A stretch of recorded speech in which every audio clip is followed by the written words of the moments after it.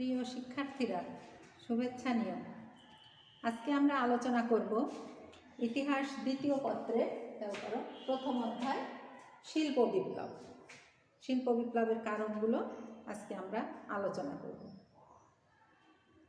আমাদের এশিয়ার বিভিন্ন দেশগুলোর মধ্যে আমরা কিন্তু অনেক ক্ষেত্রে এগিয়ে গেছি, এমনকি আন্তর্জাতিকভাবেও বিশ্বের বিভিন্ন দেশ থেকে আমরা অনেক বিষয়ে এগিয়ে আছি। তবে একটা জায়গায় আমরা কিন্তু পিছিয়ে আছি, সেটা হচ্ছে জ্ঞান বিজ্ঞান চর্চায়।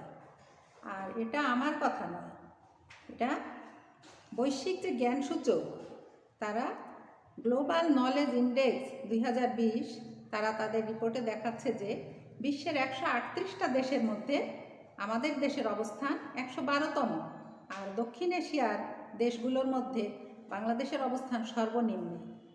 অথচ দেখো, একদিন জ্ঞান শক্তিতে বলীয়ান হয়েই কিন্তু এদেশের যে সুমহান সূর্য সন্তানেরা, দেশের শ্রেষ্ঠ মানুষেরা, তারা কিন্তু তাদের জীবন বিসর্জন দিয়েছিলেন এদেশের স্বাধীনতার জন্য। তারা বিপজ্জনক জেনেও স্রোতের বিরুদ্ধে দাঁড়িয়ে অন্যায়ের প্রতিবাদ করেছিলেন, চিন্তার বিদ্রোহ ঘটিয়েছিলেন। তারা জীবন বিসর্জন দিয়েছিলেন, কিন্তু তাদের কর্তব্য থেকে বিচ্যুত হননি। তারা অনেক জ্ঞানী ছিলেন, মেধাবী ছিলেন। তবে জ্ঞান আর মেধা ছাড়াও কিন্তু তাদের আরেকটা মারণাস্ত্র ছিল, সেটা হচ্ছে তাদের বিবেক। এই বিবেকের ডাকে সাড়া দিয়ে তারা কিন্তু জাতির বিবেকের কণ্ঠস্বর হয়ে উঠেছিলেন। আর আমাদের শত্রুপক্ষ এই বিবেকবান মানুষগুলোকে এতই ভয় পেয়েছিল, তারা এদের সম্পর্কে এতটাই ভীতি তাদের মধ্যে সঞ্চার হয়েছিল যে তাদের সেই কণ্ঠস্বরকে তারা চিরতরে স্তব্ধ করে দিয়েছিল। কিন্তু আমরা কি শুধু সেই অতীত ইতিহাস আর এইসব জ্ঞানী গুণী মহান আত্মত্যাগী ব্যক্তিদের কথা পড়ে আর শুনেই আমাদের দায়িত্ব শেষ করব? না, কখনোই তা না। তারা কি চেয়েছিলেন? তারা মানুষের অধিকার প্রতিষ্ঠা করতে চেয়েছিলেন, আর অসাম্প্রদায়িক, বৈষম্যহীন, আধুনিক, প্রগতিশীল বাংলাদেশ গড়ার স্বপ্ন তারা দেখেছিলেন। আমরা তাদের সেই আদর্শ ধারণ করে এবং তাদের পদচিহ্ন অনুসরণ করে এগিয়ে যাব, এই হবে আমাদের দায়িত্ব ও কর্তব্য। এবার আমরা আমাদের পাঠ শিরোনাম আলোচনায় ফিরে যাই। আমাদের আজকে আলোচ্য বিষয় দেখো, শিল্প বিপ্লব। আজকে আমরা দ্বিতীয় পত্র আলোচনা শুরু করব। সেখানে প্রথম অধ্যায়ে পাঠ শিরোনাম শিল্প বিপ্লব, এর কারণগুলো আমরা আলোচনা করব। এখন শিল্প বিপ্লব কি? শিল্প বিপ্লব হচ্ছে নিত্য ব্যবহার্য জিনিসপত্র, কাপড় থেকে শুরু করে সামান্য সূচ পর্যন্ত বিভিন্ন যন্ত্রপাতি, যেগুলো আমাদের দৈনন্দিন জীবনে প্রতিনিয়ত আমরা ব্যবহার করছি। বৈদ্যুতিক বাতি, বৈদ্যুতিক ফ্যান, ব্লাড প্রেশার মাপার যন্ত্র, টেলিভিশন, কম্পিউটার, টেলিফোন, মোবাইল, এই যে এইসব জিনিসপত্র, এগুলো যারা আবিষ্কার করলো, যারা উৎপাদন করলো, প্রস্তুত করলো, বিক্রয় করলো, পরিবহন করলো, এরা কে বা কোথায় তাদের বসবাস, তারা কোন ধর্মের মানুষ, কোন জাতের মানুষ, এসব কিন্তু আমরা কখনো ভেবে দেখি না, ভাবার প্রয়োজনও মনে করি না, প্রয়োজন পড়েও না। তাহলে কি দাঁড়ালো? আমরা একটা বিষয় জানি যে একে অন্যের পরিপূরক হয়ে সহযোগিতার ভিত্তিতে আমাদেরকে এগিয়ে যেতে হবে, তবেই এ দেশ, সমাজ এবং পৃথিবী শান্তি ও সমৃদ্ধির পথে চলতে পারবে। অষ্টাদশ শতাব্দীতে ইংল্যান্ডের কলকারখানায় মানুষের শ্রমের, দৈনিক শ্রমের পরিবর্তে যে যন্ত্রের ব্যবহার শুরু হলো এবং উৎপাদন ব্যবস্থায় যে বিপুল পরিমাণ জিনিসপত্র উৎপাদন হতে লাগলো, এই যে কলকারখানায় উৎপাদন ব্যবস্থায় যে আমূল পরিবর্তন সূচিত হলো, এটাই হচ্ছে শিল্প বিপ্লব। শিল্প বিপ্লব কথাটা কয়েকটা বৈশিষ্ট্যপূর্ণ অর্থে ব্যবহৃত হয়। প্রথমত, অর্থনীতিবিদরা বলছেন কৃষি নির্ভর অর্থব্যবস্থা থেকে পুঁজিবাদী অর্থব্যবস্থায় রূপান্তরিত হওয়াকেই শিল্প বিপ্লব বলা হচ্ছে। দ্বিতীয়ত, সমাজতত্ত্ববিদরা বলছেন যে অনুন্নত অবস্থা থেকে উন্নত অবস্থায় প্রবেশ করাই হচ্ছে শিল্প বিপ্লব। আর তৃতীয়ত, ইতিহাসবিদরা বলছেন সামন্তবাদী অর্থব্যবস্থা থেকে পুঁজিবাদী অর্থব্যবস্থায় অর্থনীতির রূপান্তরকে শিল্প বিপ্লবের অন্যতম বৈশিষ্ট্য বলে ধরা হয়েছে। তবে যে যেভাবেই ব্যাখ্যা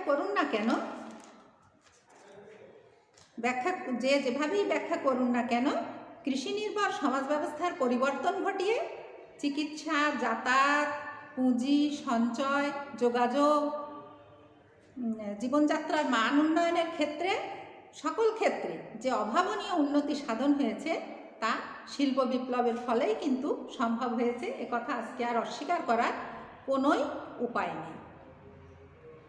কোন সময় থেকে শিল্প বিপ্লবের সূচনা হলো এটা নিয়েও বিভিন্ন মতভেদ আছে। তবে সময় ও মতের ভিন্নতা থাকা সত্ত্বেও অষ্টাদশ শতাব্দীর মাঝামাঝি সময় থেকে যে শিল্প বিপ্লবের সূচনা হয়েছিল এ কথা আজকে আমাদের সবাইকেই এক বাক্যে স্বীকার করে নিতে হবে। এবার আমরা কারণ আলোচনা করব।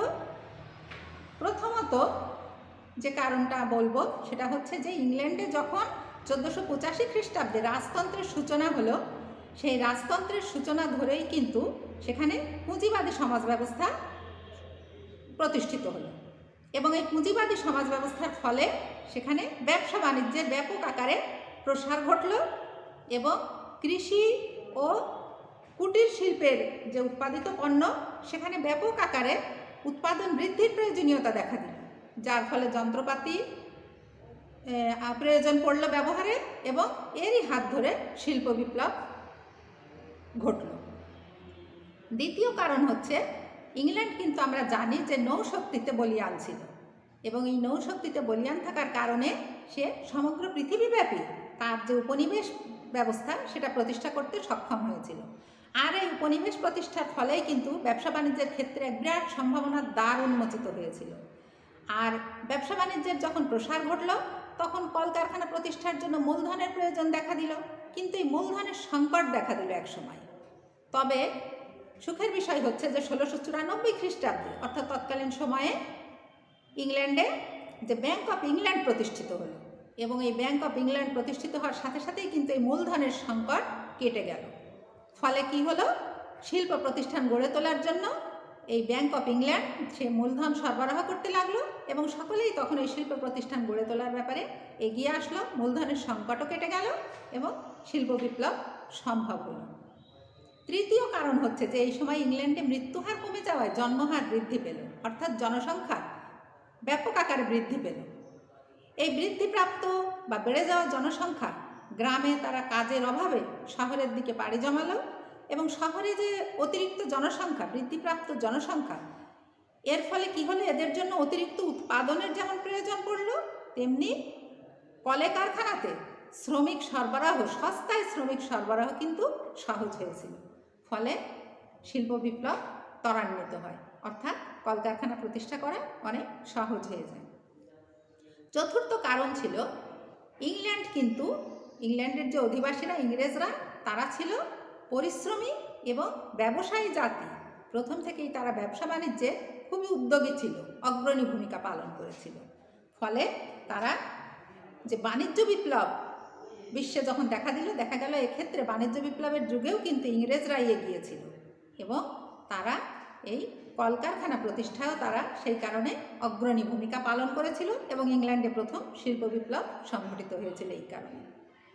পঞ্চমত যে শিল্প বিপ্লবের কারণ সেটা হচ্ছে নেভিগেশন আইন ইংল্যান্ড চালু করলো। এই আইনটা ছিল যে ইংল্যান্ডের যে উপনিবেশগুলো সেখানে বিশ্বের অন্যান্য জাতিরা এসে সেই উপনিবেশের বন্দরে জাহাজ ভিড়াতে পারবে না, অর্থাৎ ব্যবসা বাণিজ্য করতে পারবে না। এই আইনের ফলে ইংল্যান্ড তার উপনিবেশগুলো থেকে একচেটিয়াভাবে যেমন কাঁচামাল সংগ্রহ করতে পারত, তেমনি উপনিবেশগুলোকে নিজেদের এই উৎপাদিত পণ্যের বাজারেও পরিণত করতে পেরেছিল। ফলে ব্যবসা বাণিজ্যে প্রচুর মুনাফা অর্জিত হতে লাগলো এবং তখন কি হলো, ইংল্যান্ডের যে ব্যবসায়ী জাতি ছিল তারা কিন্তু কলকারখানা প্রতিষ্ঠায় এগিয়ে আসলো এবং শিল্প বিপ্লব ত্বরান্বিত হলো। শিক্ষার্থীরা, আমরা কিন্তু আলোচনা করছি শিল্প বিপ্লবের কারণ। ষষ্ঠ কারণের মধ্যে আমরা দেখব যে প্রযুক্তির উন্নতি। এই সময় প্রযুক্তিগত উন্নতির ফলে বিভিন্ন যন্ত্রপাতি আবিষ্কার হতে লাগলো। যেমন ইংল্যান্ডে আমরা জানি প্রথম বস্ত্রশিল্পের সূচনা হয়েছিল। শিল্প বিপ্লবের মধ্যে অন্যান্য জিনিসগুলোর তুলনায় ইংল্যান্ডে প্রথম কিন্তু বস্ত্রশিল্পের সূচনা হয়েছিল। তো এই প্রযুক্তির উন্নয়নের ফলে কি হলো, বস্ত্রশিল্পের যে সমস্ত যন্ত্রপাতি, flying shuttle, spinning jenny, water frame, power loom, এই সমস্ত যন্ত্রপাতিগুলো আবিষ্কার হয়ে গেল। এবং সবচেয়ে বড় কথা, ইংল্যান্ডে যে লোহার খনি ছিল, এই লোহার খনির কারণে এখানে কিন্তু এই যন্ত্রপাতি, কলকারখানার যে যন্ত্রপাতি, এগুলো তৈরি করা বা আবিষ্কার করা খুব সহজ হয়েছিল। আর ইংল্যান্ডে কয়লার খনিও ছিল, এই কয়লার খনির কারণে কয়লা ব্যবহার করে এই যন্ত্রপাতিগুলোতে যে জ্বালানির যে সমস্যা বা যোগান, এটাও খুব সহজ হয়েছিল। ফলে একদিকে প্রযুক্তির উদ্ভাবন, অন্যদিকে কয়লার খনি এবং লোহার খনি থাকায় ইংল্যান্ডে শিল্প বিপ্লব খুবই সহজ হয়েছিল এবং ত্বরান্বিত হয়েছিল। সপ্তম কারণের মধ্যে আমরা বলতে পারি যে ইংল্যান্ডের যে প্রাকৃতিক যে পরিবেশ বা ভৌগোলিক পরিবেশ, এখানকার অসংখ্য নদ নদীগুলো, এখানে থাকা যে অসংখ্য ছড়িয়ে ছিটিয়ে থাকা খালের সঙ্গে যুক্ত হয়ে এই উৎপাদিত পণ্যগুলোকে সহজেই পরিবহন করা খুবই দ্রুততার সাথে সম্ভব হয়েছিল। আর ইংল্যান্ডের যে স্যাঁতসেঁতে আবহাওয়া, এর কারণে আমরা জানি যে বস্ত্রশিল্পে প্রথম শিল্প বিপ্লবের সূচনা হয়েছিল। সেই বস্ত্রশিল্পে যে বস্ত্র বুননের সময় সুতোগুলো এই স্যাঁতসেঁতে আবহাওয়ার কারণে ছিঁড়ে যেত না, ফলে বস্ত্রশিল্প খুবই দ্রুততার সাথে এখানে শিল্প বিপ্লবে ভূমিকা রাখতে সহায়ক হয়েছিল। সপ্তম কারণ এর মধ্যে আমরা বলতে পারি যে এখানে কৃষি বিপ্লব না হলে কিন্তু কোনো দেশেই শিল্প বিপ্লব সম্ভব হয় না।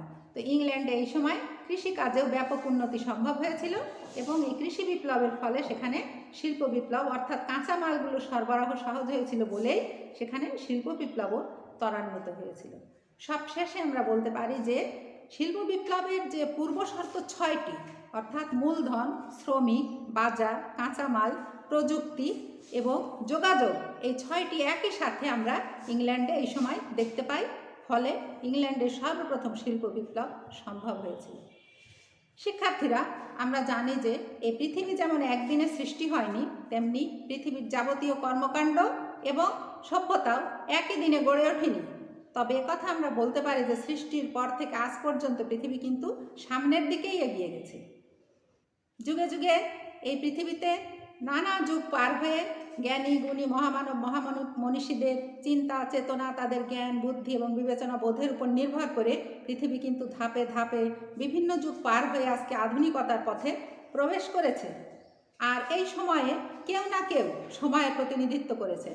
নানান বৈজ্ঞানিক, আবিষ্কারক, মহামানব, ধর্মপ্রচারক, চিকিৎসক, প্রকৌশলী, বিভিন্ন শ্রেণী পেশার মানুষরা এই সময় পৃথিবীকে সুন্দর করে গড়ে তোলার জন্য, এমনকি মানুষকেও সভ্যতার পথে এগিয়ে নেওয়ার জন্য তাদের ভূমিকা পালন করেছেন। তাদের অবদান কখনোই বলে শেষ করা যাবে না। কবিগুরুর ভাষায় বলতে হয় যে নাম মানুষকে বড় করে না, মানুষই নামকে বড় করে তোলে। অর্থাৎ কিভাবে বড় করে তোলে? দেশ ও দশের উপকারের জন্য কিছু করেই কিন্তু মানুষ তার নামকে বড় করে তোলে। তোমরাও তেমনটাই করবে এই আশায় ব্যক্ত করছি। তোমরা পরের উপকারের জন্য কিছু করবে, কিছু যদি নাও করতে পারো অন্তত মনের দিক থেকে উপকারী হবে। আর কারোর জন্য কিছু করে কখনো প্রতিদান চাইবে না, প্রতিদান তুমি এমনিতেই পেয়ে যাবে। সবশেষে আজকে এই আহ্বান জানিয়েই তোমাদের সুস্থতা কামনা করে আজকে এখানেই শেষ করছি। সকলকে ধন্যবাদ।